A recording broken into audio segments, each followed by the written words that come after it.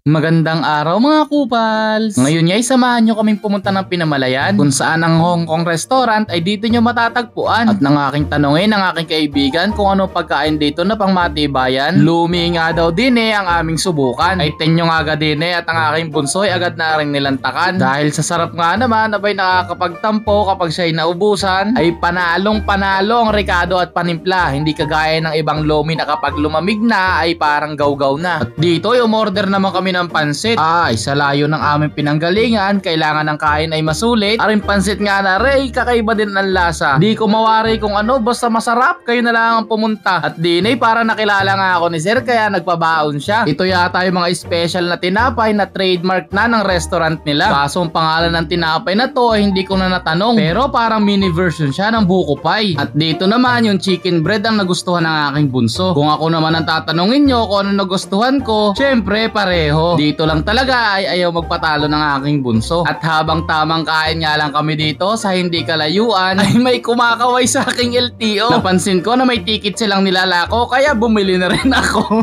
At bilang pampalubag loob, dumaan na lang muna ako sa tindahan ng prutas ng kaibigan ko. Dito nga lang pala yan sa Pakyas, bayan ng Victoria. Sa mga gusto mag fruit salad, dayuhin nyo na to. Sabihin nyo lang pangalan ko tapos magbayad na kayo.